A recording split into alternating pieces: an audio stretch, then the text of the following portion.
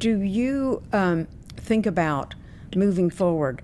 Do you think about what's going to happen in the banking industry? I mean, some industries like airlines are now just dominated by very few. Yeah. In the United States, we have thousands of banks. Will that stay? No. Should it stay? No, there are 4,000 or 5,000 banks here, and I'm not sure the American public knows that most countries have a handful, 5 or 10. And Germany is an exception, but if you go to Canada, Japan, Australia, France, Germany, UK, they're all much more consolidated. It is a very high-cost business, so there are reasons to consolidate. So I think you will see a considered consolidation. The reason what people didn't know is that in the United States until 1980 or so, you could not do interstate banking. Right. You were in one state. And some states had rules you can only be in one city.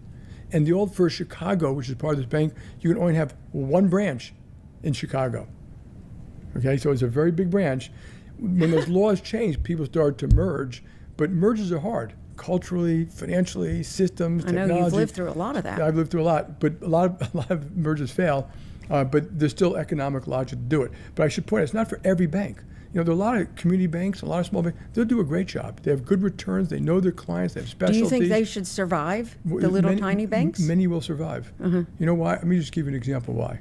Why? You have a branch in a small town somewhere, but will they have a CRM system like you were at Salesforce? Probably not.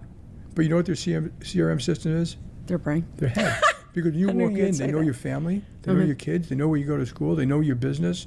If you need a credit card for your kid, they'll drop it off at your house on the way home. So that very high level of service. They know the local real estate. They know the value of a local lease.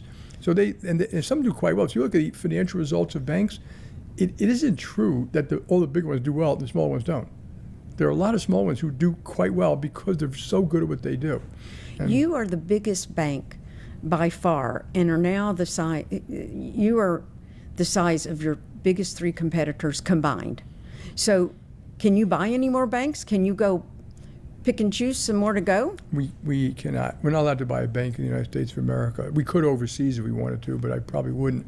I think we're in a very fortunate position is that we can grow organically. State by state, branch by branch, consumers, credit cards. We have Chase UK now. If you look at the globe, the global economy is growing. The sophistication of business is growing. Almost every single country. You can look at the populations, the education, the growth, the amount of American multinationals doing business in Peru, Colombia, all over Europe, Latin America, is growing, and we bank a lot of those people. And one of the things about the big banks is, if you're a small bank, you can't do the things we do in 100 countries. We move $10 trillion a day. We have huge systems to do that, huge cybersecurity. And you have 87 million customers around the world? We have 87 million U.S.